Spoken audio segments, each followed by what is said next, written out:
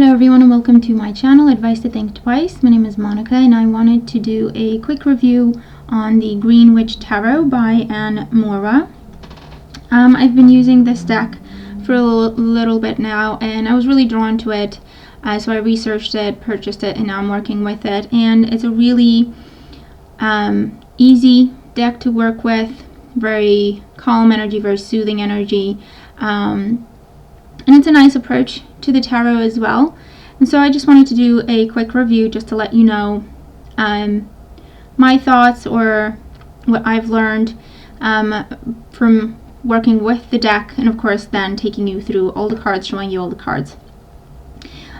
So the Green Witch Tarot by Moura, art by Kiri Ostergaard Leonard, if I'm pronouncing that correctly. So it comes in a big box such as this,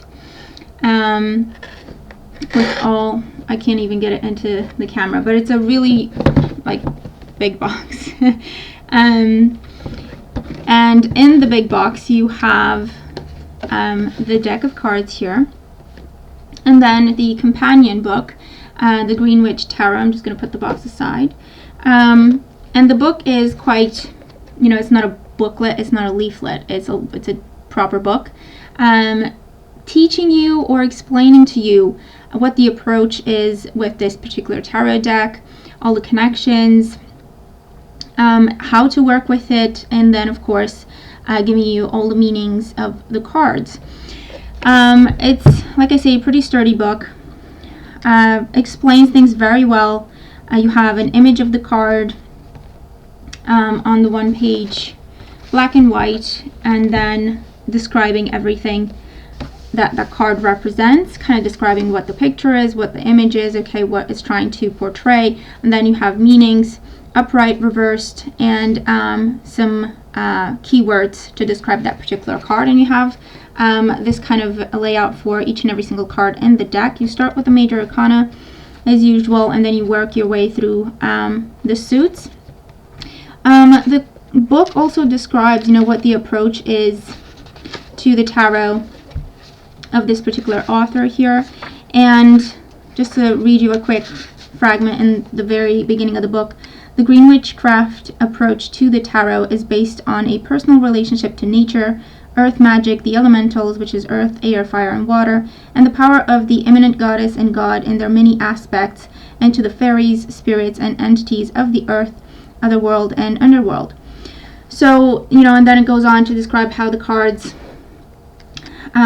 pick up on the energies of the seasons, of the fairy folk, herbs, plants, earth elements, earth magic, that sort of thing. And so that's why you also have different titles to the cards, to the suits as well. So that's the book. It's a very sturdy book. It's a very well written book, okay? Explains everything very well. I've read it all start to finish, because I like to read books when I get a new deck, just to add new perspectives, new insight to what I already know about the tarot. It's a fun little thing for me to do. And so you have different approaches to things. Like, for example, I just looked up the Devil card, which is called the Nature card. And in this particular deck, I'm going to take the card out, look for the card. In this particular deck, the Nature card is rather a card talking about choices and the path you choose to walk. And it's also a card that asks us to be aware of our surroundings, always be aware of our position, who or what is around us, so that we don't have a false sense of control, where we think we're in control of a situation and actually we're not. Like, this is the Nature card here. And like I say, it's the Devil card in the major arcana. And you can see this man laying a trap here for the bear, but the bear is actually right behind him. So if the bear wanted to, the hunter could be gone, okay? And so it's just a moment in time describing the importance of staying grounded and the choices that we make, and the karma that we can create, because we make a certain choice and then we need to be extra aware of the consequences before we decide what we actually want to do in that situation, or how we want to proceed with that choice. So, you know, that's just the take on the nature card or the devil card. And it's slightly different, you know, and it still portrays the image of control and restrictions, limitations, but it also focuses more on the ego, okay, and what the ego tells us. The ego tells us, hey, we're doing the hunting, so we are in control, where actually maybe we're not, okay? So that's just the approach on the devil card, which I thought was really cool and interesting. And like you see, you know, there's nothing scary in the card like the devil card, and the Rider-Waite is very daunting, isn't it? Because it's meant to caution us, and so to have a really strong impact for us to be able to pay attention to what is going on. This is, you know, of course it's scary because you have a bear right behind you, but it's not as daunting as the devil card in the traditional Rider-Waite. The Fool becomes the Greenman, okay, the number 0 card. And talking about spring, new beginnings, in that kind of a way, where nature comes back to life or awakens from the winter sleep, from the winter slumber. It's also a card of joy, of living in the moment, of enjoying, no cares, no attachments, that sort of thing, kind of embodying the free flow energy of the Fool. The Emperor becomes the horned god. And so it's still the notion of this person is in charge, this person rules several people, several lands, okay, several situations, if you will, because you have all these animals here that are under his domain. And you have, you know, the horns there portraying control, power, authority, kind of can represent stubbornness as well, but you know, where you have dedication. You have the bow there indicating that if he needs to, he will fight to protect what is his, to protect what he takes care of, and so on and so forth. So there's a slight different take, okay, a slightly different take on what the Emperor empowers and embodies. But it's still in there, just portrayed a little bit differently. So you still have the suits of the pentacles, the wands, the cups, which are the chalices, I believe. Let me find. Yes, so you have the pentacles, the wands, chalices, and athames instead of swords. And same journey from, you know, the ace to the king, portraying similar journeys that you find in the traditional tarot decks. Just again, slightly different take on them, bringing in more of the fairy folk, bringing in more of nature's elements, more magic into the cards as well. Like this is the High Priest or the Hierophant, and he's portrayed as a very powerful spiritual teacher, which the Hierophant is, but it shows up more of a like a magician sense, okay. The Seven of Athames is kind of cool in this deck. It really focuses on the elements of the Seven of Swords, dealing with strategy, cleverness, thinking ahead, planning ahead, using a clear strategy, clear thinking to get what you're going for, okay, to get the prey, to get to your goal, is what the Seven of Athames portrays here.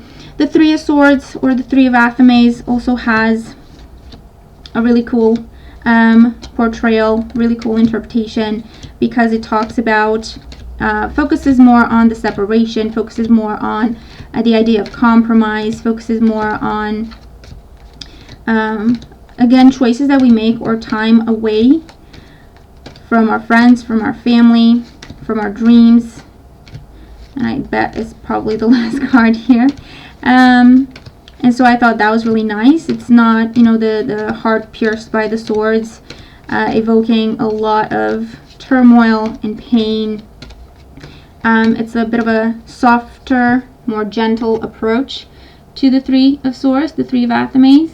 So here you see, you know, could be seen as compromise, where, you know, this is where she lives. She has luggage with her. She has her things, her possessions with her, and this is where she's going to live now. And so you can see it's all boarded up, so it's probably not her dream home, but you kind of compromise and make do with what you have, even though it doesn't truly make you happy as it is. You could see this as someone returning home to end turmoil or heartbreak or a time of separation, with this energy as well, with the Three of Athames. And so it just takes on a more gentle approach. The cards also, like I say, use a lot more of elements of nature. Like this is the Star card. You can see this is the Fairy Queen. And of course you have this little goldfish here. If you can see, this a goldfish jumping out of the water, symbolizing good luck, symbolizes inspiration as well. And so the Star is a fairy. You have an interesting take on the Six of Pentacles as well. It's kind of asking us to bring into question who we're helping, or the purpose or the intent of the person asking us for help, okay? Because if you can see, this person is very grateful, and they're giving this lady, helping them or helping her what they have, which is just some flowers, but they are grateful, so they're showing gratitude in the way that they can. Whereas this man here has a pair of dice in his hand, so he looks like he needs help, but in reality he's going to gamble that money away, or definitely is not truthful of why they're asking for support. So it brings that into question, into our interpretation, which I thought was really nice, really cool.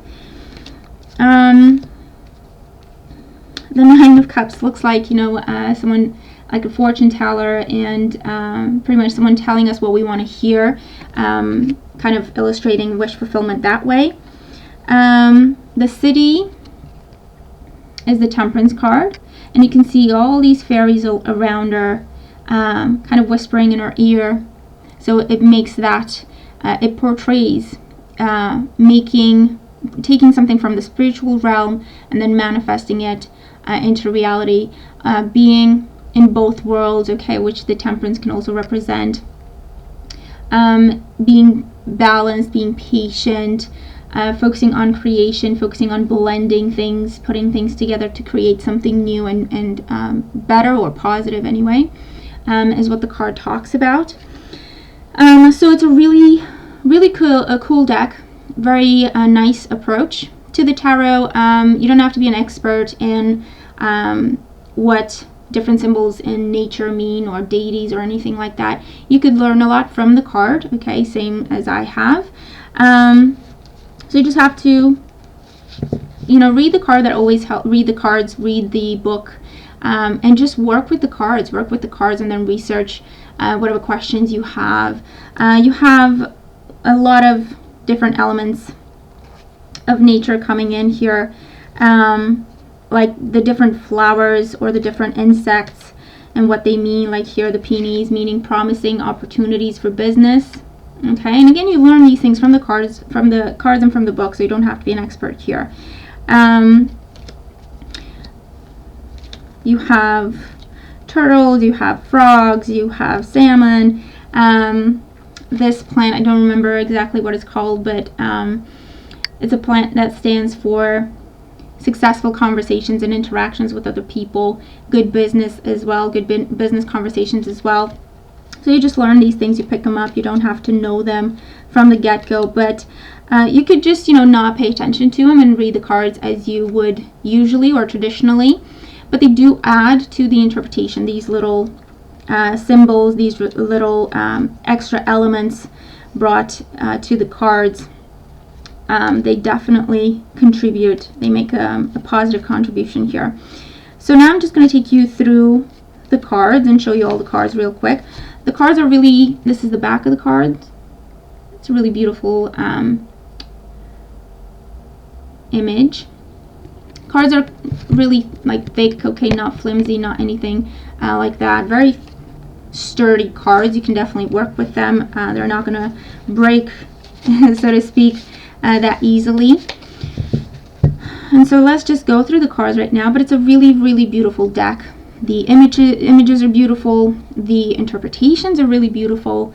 And I would definitely recommend the deck, okay? So let's go through the cards. I'm going to hold the cards up so that you can see them. You can pause the video if you want to get a better look at them. But here we go. So this is the 9 of chalices, or the 9 of cups, the 6 of pentacles, and you know, probably my lighting here, the candle here doesn't help, but the colors are very rich, and yet, you know, not annoying. They don't bother you, but they are rich, vivid colors. The 3 of Athames, the the Knight of Wands, the 9 of Athames, or the 9 of Swords, the 7 of Wands,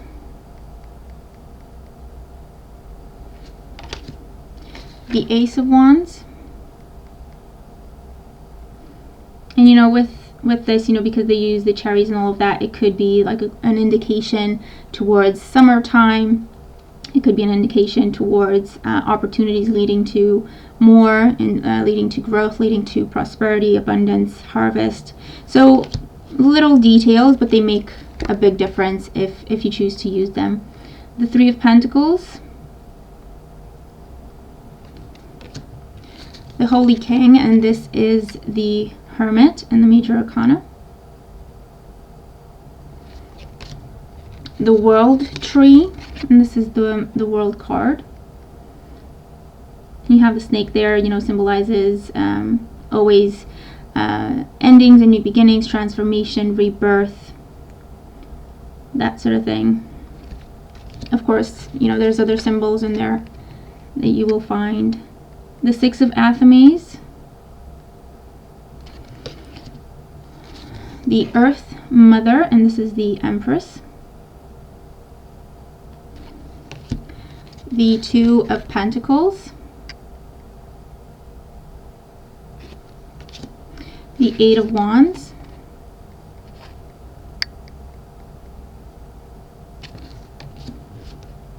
the 4 of Chalices, or the 4 of Cups here. It's a really nice interpretation of the 4 of Cups as well.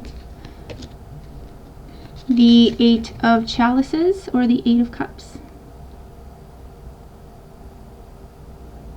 And again, this isn't as daunting as the 8 of Cups looks like in the traditional tarot. The 2 of Wands, and you have the 2 little frogs here, you know, jumping jumping around with all those wands, and frogs symbolizing luck, success, that sort of thing.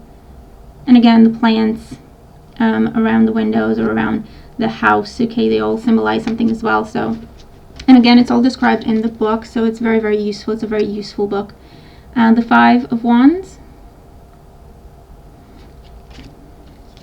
the 5 of Chalices, or the 5 of Cups,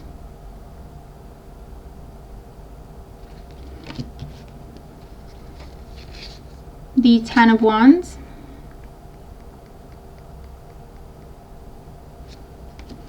the Page of Wands. Again, you see that magic element there. And the pages are portrayed as children. They're not portrayed as children in all the decks. The King of Pentacles. And you have the bull in the background symbolizing Taurus, and also hard work and dedication, that sort of thing. The Moon. Really nice moon card. The Battle Wagon, which is the Chariot. The Standing Stone, and this is the Justice card. It's really nice interpretation of the Justice card as well. You have Harm None as the general motto or mantra or whatever you want to call it to describe the Justice card, and this is a maze kind of describing the path you need to take that is the right path for you. The Spider representing balance here, okay, and taking your time and doing things properly as well. So a really nice interpretation. So I would definitely recommend it, and definitely read the book. Okay, don't skip through it. It has a lot to teach. The Three of Wands,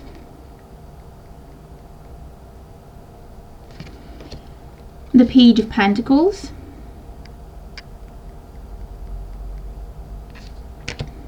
the Ten of Pentacles, the Queen of Pentacles, the Three of Chalices,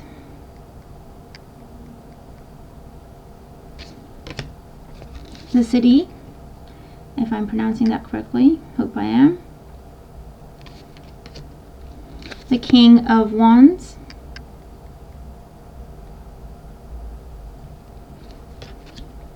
the Two of Athames, again focusing on the idea of compromising, meeting someone halfway in order to move on, in order to move forward from a situation, working together with someone else, that sort of thing. The Eight of Pentacles, the Six of Chalices, or the Six of Cups,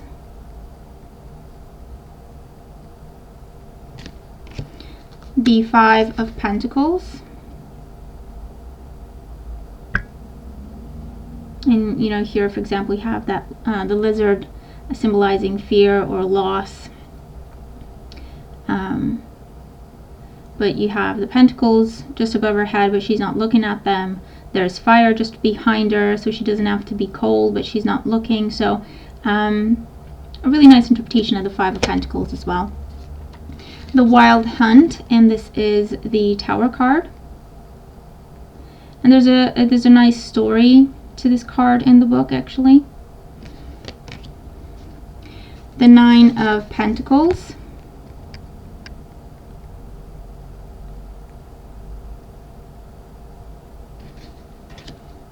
the Queen of Wands,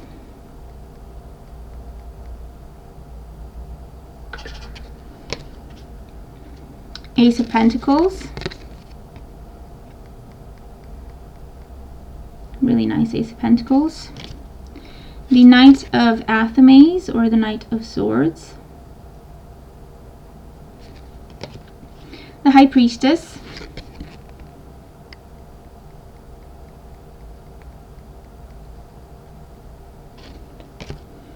the Queen of Athames, or the Queen of Swords, the Sun card, which is really nice as well, the Crone, and this is the Strength card. And a crone, I believe that they used to call like an elderly witch or a very experienced witch. They used to call her a crone. The Seven of Pentacles,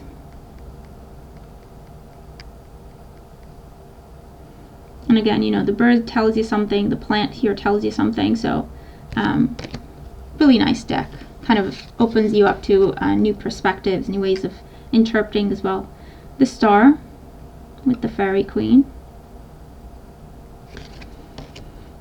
the Lady and the Lord, and this is the Lovers card. Really nice card.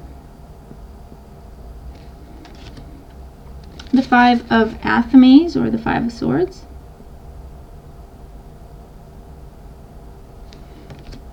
the Page of Athames, highlighting the open-minded, experimenting, trying new things kind of energy of the Page of Swords. The Seven of Chalices, or the Seven of Cups. Harvest, and this is the Judgment card. Harvest, assessment, things coming full circle to have a new beginning. Karma, okay, you reap what you sow, kind of an element to it as well. The Six of Wands,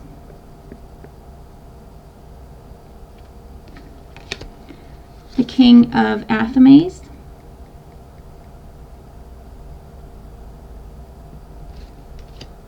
the 10 of Athames, which again is not so daunting as the 10 of Swords in the traditional decks. It portrays more of a ritual to put something to rest, to let something go, to release. So it just focuses more on that element of that energy of the 10 of Swords. The Knight of Chalices,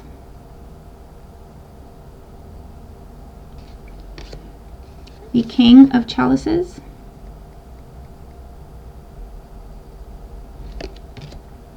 the Ace of Chalices,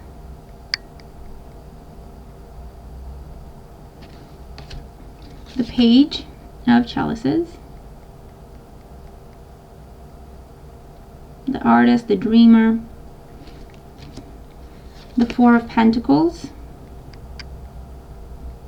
highlighting the kind of going overboard with the need for security, boarding your doors and windows, and you know it's asking you to ask yourself, who are you keeping outside? Is it the bad people, but is it the good people too? So that sort of thing. You have a turtle there, highlighting the energy of security, of protecting oneself, and the card as well. So really, really nice interpretations of these cards. We have the Witch, and this is the Magician in a full manifestation ritual there. But again, it's just using the resources you have, using what you have to create, is what the Witch or the Magician represents. The Lord of Shadows is the Death card.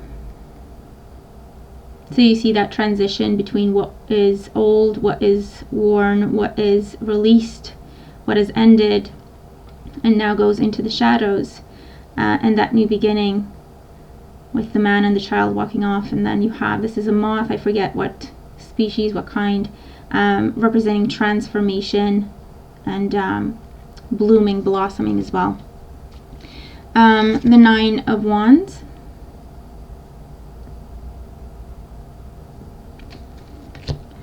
the Knight of Pentacles,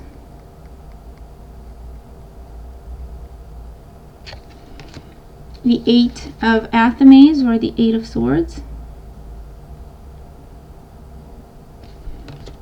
the Four of Wands,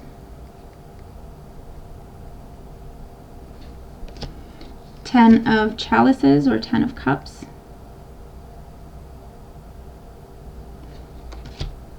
Queen of Chalices,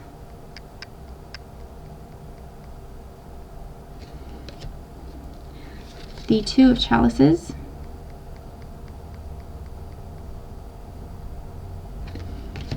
Seven of Athames,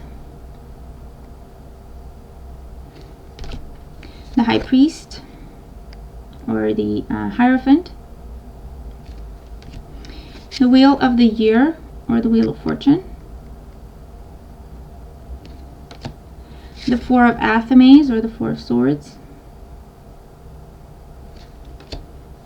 the Nature, or the Devil card, the Horned God, or the Emperor, sign of Aries, the Oak King, or the Hangman, the Ace of Athames, and the Green Man, or the Fool. And again, the back of the cards. Really beautiful. So that's the deck. That's my quick, short impressions on the deck and what it's like working with it. I definitely recommend it. It's a beautiful deck.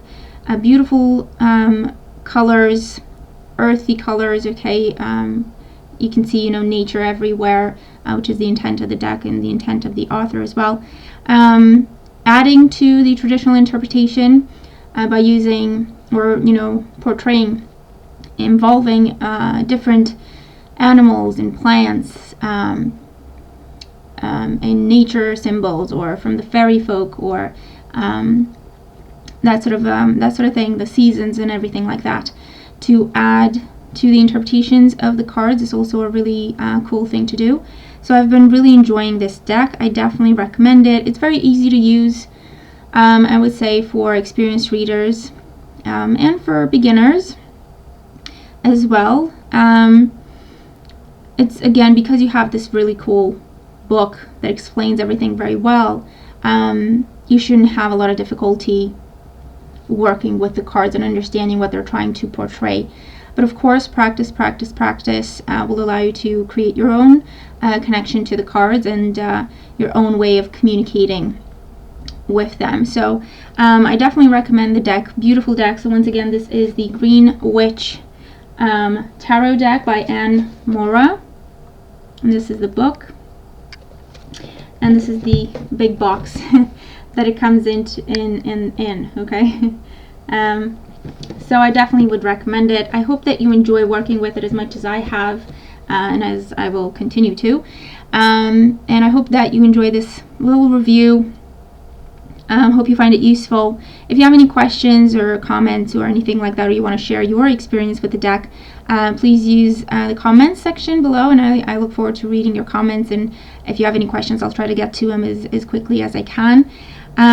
But enjoy, have fun with the deck, and share your experience with it, so that we all grow, so that we all learn from it.